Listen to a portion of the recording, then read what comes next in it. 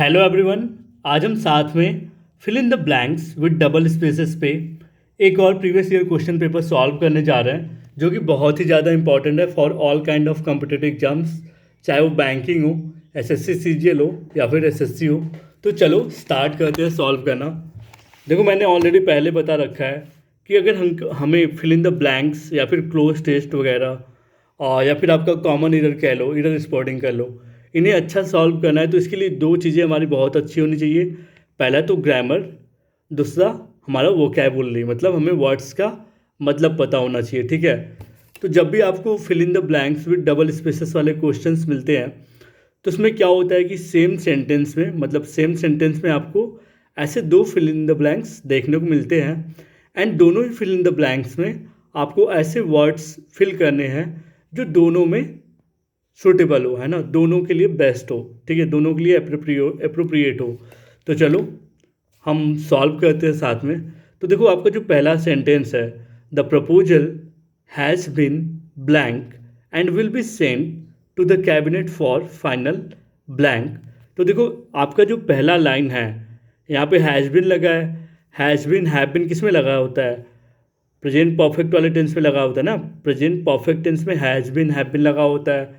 ठीक है, पहले वाले लाइन में परफेक्ट टेंस लगा हुआ है और दूसरे वाले लाइन में विल बी, शैल बी, मतलब कि फ्यूचर टेंस लगा हुआ है। ठीक है, तो हमें जो सेंटेंस है, मतलब जो हमारा वर्ड्स है, हमें वो टेंस के अकॉर्डिंग ही चूज करना पड़ेगा। ठीक है, तो यहाँ पे अगर परफेक्ट टेंस है तो आप ये जानते हो कि जो परफेक्ट टेंस का सेंटेंस स्ट्रक्चर, उसमें क्या होता है? सब्जेक्ट होता है प्लस हैज हैव होता है ना, प्लस हैज हैव अगर प्रेजेंट परफेक्ट हो तो, प्लस वर्ब का थर्ड फॉर्म होता है ना, फिर प्लस ऑब्जेक्ट होता है। ठीक है, तो अब देखो, अगर हम यहाँ पे हैज भी लगा है तो हमारा पहला काम क्या है कि हम वैसे वर्ड्स को ढूंढें जो वर्ब का थर्ड फॉर्म हो। तो इसमें देखो, डिजाइंड भी वर्ब का थर्ड फॉर्म है, ड्राफ्टेड भी वर्ब का थर्ड फॉर्म है, एमेंड भी वर्ब का थर्ड फॉर्म है, सेड भी वर्ब का थर्ड फॉर्म है पहला वर्ड, और मेंशन्ड भी वर्ब का थर्ड फॉर्म है। यहाँ पे पहले में पहला भरा जाता है। ठीक है,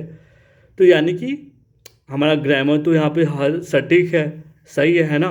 तो अब हमें अपना वोकैब देखना पड़ेगा कि यहाँ पे बेस्ट वोकैब क्या होगा। ठीक है, अब देखो, जो प्रपोजल है हैज़ बिन डिजाइंड, देखो हो सकता है कि प्रपोजल को डिजाइन किया जाता हो एक बार के लिए, तो मान लो पहला ऑप्शन यहाँ पे फिल हो सकता है। ठीक है, बट आगे देखो, and will be send to the cabinet for final process.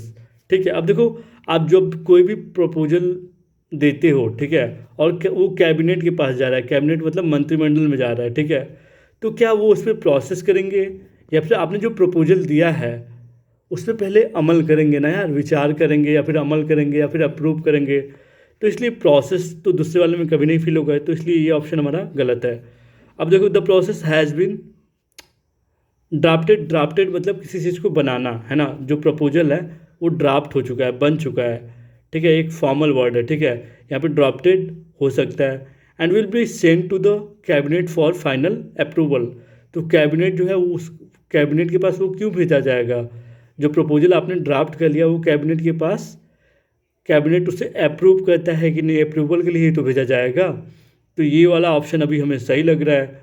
ठीक है, तो ये हो सकता है फिर। ठीक है, अब देखो, जो प्रपोजल है हैज़ बिन अमेंड। अब देखो, आप कौन होते हो अमेंड करने वाले?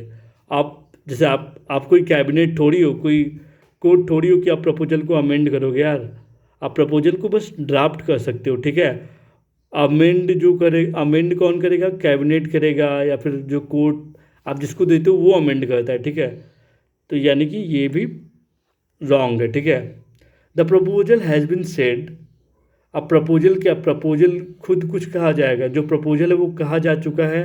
ठीक है, जब जो प्रपोजल है वो कहा जा चुका है, and will be sent to the cabinet for final objection. अब देखो, आपने अभी देखो, प्रपोजल क्या होता है? किसी भी प्रोसेस का इनिशियल स्टेज होता है। ठीक है, तो यहाँ पे सेड तो फिल हो सकता है बट ऑब्जेक्शन नहीं। क्यों? क्योंकि आप इनिशियली कोई चीज़ भेज रहे हो तो उसे या तो वो अप्रूव करेंगे या तो उस पर कोई डिसीजन लेंगे। ऑब्जेक्शन क्यों लगाएगा कोई? ठीक है, तो ये भी गलत है। मेंशनड एंड फिगर, फिगर मतलब होता है कि सॉल्यूशन। ठीक है, तो आपने कोई प्रपोजल भेजा है तो उसका कोई सॉल्यूशन कैबिनेट के पास होगा नहीं। यानी कि सबसे जो बेस्ट ऑप्शन हमारा ये पहला होगा, दूसरा होगा, ठीक है। तो ये हमारा सेंटेंस क्या हो जाएगा, the proposal has been drafted, हमेशा याद रखना प्रपोजल को ड्राफ्ट किया जाता है और कैबिनेट के पास, कैबिनेट ऑफ के पास जाता है तो वो अप्रूवल के लिए जाता है, ठीक है। नाउ द फेक डीजल, अब देखो यहाँ पे कोई फेक डीजल फैक्ट्री है ना, फेक डीजल फैक्ट्री के बारे में बात हो रही है। Was Bing blank under the blank of a dairy, ठीक है। जो फेक डीजल फैक्ट्री है वो वो जो है किसी डेयरी के नेम से, है ना, किसी डेयरी के नेम से कुछ हो रहा था वहाँ पे, ठीक है। तो अब बेस्ट ऑप्शन हमारा क्या है, अब देखो ऑपरेटेड वगैरह तो यार जब ऐसे अगर पेन आपने लिया है यहाँ पे, जो डॉक्टर वॉक्टर कहते हैं अगर आपकी स्किन पे कोई चीरा उरा लगाते हैं तो उसे ऑपरेटेड कहते हैं, ठीक है। आप पेन से कुछ लिखते हो तो भी उसे वो ऑपरेशन ऑपरेटेड नहीं कहेंगे। तो ऑपरेटेड जो है वो थोड़ा फॉर्मल टर्म है, और डॉक्टर वॉक्टर के ऑपरेशन ऑपरेटेड ये सब डॉक्टर मतलब मेडिकल टर्म है ना। तो ये तो फैक्ट्री की बात है तो यहाँ पे ये होगा नहीं। कैप्चर्ड, देखो कैप्चर्ड मतलब होता है एक लाइक एक नेचुरल प्रोसेस टाइप होता है, ठीक है। इसमें जो ये देखो the fake diesel factory was Bing captured, मान लो कैप्चर्ड हो सकता है बट अरे अरे नहीं होगा, है ना। अरे मीन्स होता है कि जैसे एक ग्रुप में, ठीक है, एक ग्रुप में, तो यहाँ पे ये भी नहीं होगा, ठीक है। अब जो देखो जो फेक डीजल फैक्ट्री है was being functioned under alias, alias का क्या मतलब होता है, देखो एलियास का मतलब होता है उर्फ नाम, है ना। एलियास मतलब उर्फ नाम। तो जो यहाँ पे जो सेंटेंस है आपका, जो फेक डीजल फैक्ट्री है वो फंक्शन कर रही थी डेयरी के नेम में, तो मान लो एक समय के लिए ये सही हो सकता है, ठीक है। पर डेयरी के नेम में भी अगर वो जो फैक्ट्री है, जो फेक डीजल फैक्ट्री है, वो अगर डेयरी के नाम से भी अगर रन करेगी और वहाँ पे फेक डीजल बनाया जाएगा तो क्या गवर्नमेंट उसे चलने देगी, नहीं, तो ये भी गलत है, ठीक है।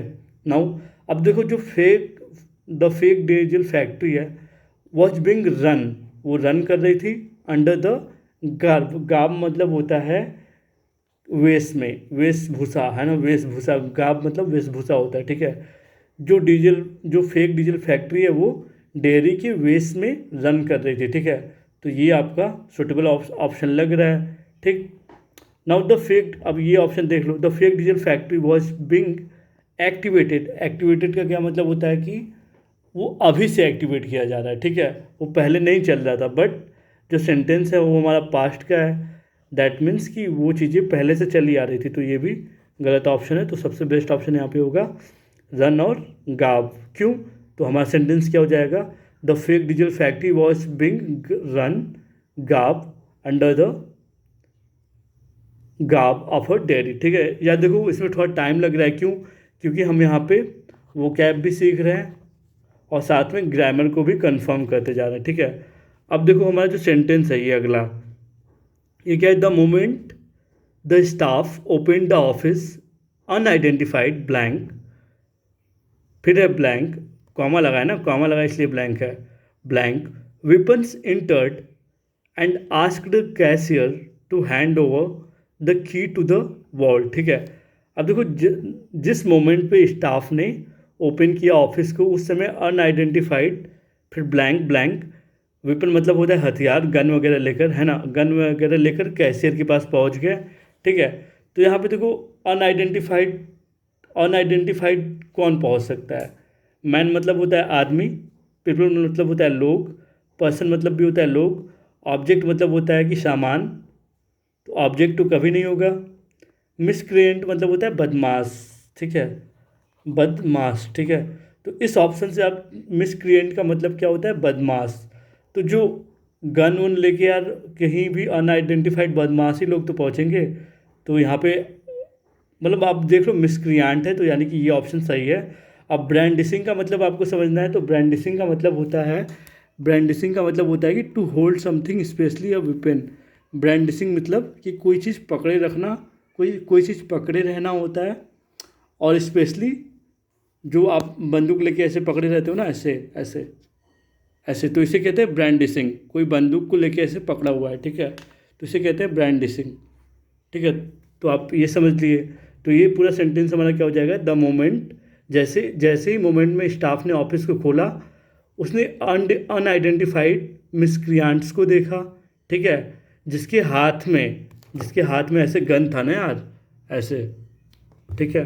तो ये वाला सबसे बेस्ट सूटेड ऑप्शन होगा, ठीक है। और वो इंटर किया और कैशियर के पास गया और वहाँ से चाबी को ले लिया ना वॉल्ट की, लॉकेट की, ठीक है, लॉकर की। Now the singer who has been very blank about his faith in the party also blank at the grand event, ठीक है। अब देखो ये जो हमारा सेंटेंस है ये परफेक्ट टेंस का है, ठीक है। तो परफेक्ट टेंस में जो वर्ब लगता है, वो क्या होता है, वो होता है, जैसे देखो यहाँ पे जो सेंटेंस है, ठीक है, ये भले ही प्रेजेंट परफेक्ट टेंस का हो बट ये बी फॉर्म ऑफ वर्ब है, ठीक है। बी फॉर्म ऑफ वर्ब मतलब होता है होना। इस सेंटेंस से हमें क्या पता चल रहा है कि जो सिंगर है उसका खुद के ऊपर कुछ फेथ था पार्टी में, ठीक है, और जो भी ग्रैंड इवेंट हुआ वहाँ पे, ठीक है। तो अब कोई सिंगर है यार, है ना, कोई सिंगर है, वो लाउड हो देखो कोई सिंगर है ना, तो वो तो क्रिएटिव तो कभी नहीं होगा, ओपन तो कभी नहीं होगा, स्ट्रॉन्ग तो कभी नहीं होगा। वो अपने आवाज़ से कुछ जुड़ा हुआ, वोकल मतलब भी होता है आपके आवाज़ से रिलेटेड, और लाउड मतलब भी होता है आपके आवाज़ से रिलेटेड। तो ये सिंगर है, तो सिंगर को फेथ किस पे होगा, अपने गले की आवाज़ पे ना। तो वोकल जो होता है वो मतलब सिंगिंग वाले ही टर्म के लिए यूज होता है। तो आप सिंपल इसको टिक कर सकते हो। यहाँ पे क्या हो जाएगा, the singer who has been very vocal about, अपने गाने को लेकर बहुत ही ज़्यादा पब्लिकली। यहाँ पे मान लो एक सेंटेंस मिसिंग है, एक good, has been very good vocal about his faith in the party also, फिर वो क्या किया, ग्रैंड इवेंट में परफॉर्म किया, ठीक है। तो यहाँ पे बेस्ट ऑप्शन ये होगा। Now once the year blank the town has blank popularity as the best blank for paragliding and pilots from across the world visited, ठीक है। अब देखो यहाँ पे कुछ कहा जा रहा है कि ओवर द ईयर्स से जो किसी का टाउन है ना, उसने पॉपुलैरिटी वहाँ पे वो पॉपुलर हो गया कोई टाउन, ठीक है, और वो बेस्ट है कोई क्या बेस्ट है अभी नहीं पता, पैराग्लाइडिंग के लिए बेस्ट है ना, बस, ठीक है। तो यहाँ पे जो आप देखो बेस्ट ऑप्शन आप क्या फिल कर सकते हो कि पास्ट ईयर से जो टाउन है वो एक्वायर मतलब होता है प्राप्त कर लेना, एक्वायर मतलब होता है प्राप्त कर लेना। तो यहाँ पे देखो पास्ट ईयर से जो टाउन है उसने प्राप्त कर लिया, स्पॉट्स को प्राप्त कर लिया है ना, एक्वायर्ड कर लिया, पॉपुलैरिटी को एक्वायर्ड कर लिया है एज द बेस्ट स्पॉट। अब देखो यार पॉपुलैरिटी एक्वायर्ड कर लेना, आप पॉपुलैरिटी को एक्वायर कर सकते हो, ठीक है, पॉपुलैरिटी को आप एक्वायर कर सकते हो, क्या पॉपुलैरिटी को एक्वायर कर सकते हो, एक्वायरिटी मतलब होता है प्राप्त करना, ठीक है। तो जो टाउन है वो पॉपुलैरिटी को प्राप्त कर लिया है, क्या वो हमेशा के लिए प्राप्त कर लिया है, नहीं यार ये गलत होगा, ठीक है, क्योंकि जो पॉपुलैरिटी है वो तो कभी चली भी जा सकती है ना। तो एक्वायर्ड मतलब होता है जब कोई आप चीज़ प्राप्त कर लो तो वो हमेशा आपके पास ही रहे, ठीक है, तो ये गलत है। नाउ वो the past year the town has claim, वो पॉपुलैरिटी पे कोई क्लेम कैसे कर सकता है, ये भी गलत है, ठीक है। अब देखो over the years the town has gained मतलब होता है गेन करना, जैसे आप कोई चीज़ में इंक्रीज कर सकते हो, ठीक है। तो क्या हो रहा है, over the years the town has gained, जो टाउन है वो पॉपुलैरिटी गेन करती जा रही है। गेन मतलब होता है जैसे आपने इंडिपेंडेंस को गेन किया है स्ट्रगल से, है ना, तो जो टाउन है अच्छा काम करते करते पॉपुलैरिटी गेन किया है, ठीक है। एज द बेस्ट डेस्टिनेशन मतलब होता है कोई ऐसा प्लेस, कोई ऐसी जगह जहाँ पे आप घूमने जाते हो ना, बेस्ट डेस्टिनेशन फॉर पैराग्लाइडिंग। तो ये ऑप्शन आपका सबसे बेस्ट सूटेड वर्ड होगा, ठीक है। तो अब शाउट मतलब होता है कि अटेम्प्ट टू फाइंड, है ना, बट यहाँ पे ऑलरेडी यहाँ पे ये पा चुका है, सेंड मतलब होता है भेजा जाना, ठीक है। सो हमने fill in the blanks with double space पे आज 5वां एक्सरसाइज कंप्लीट कर लिया। स्टे कनेक्टेड, हम आगे भी और एक्सरसाइजेस सॉल्व करते रहेंगे साथ में, आप उसको ध्यान से समझोगे तो समझ में आएगा। Thank you.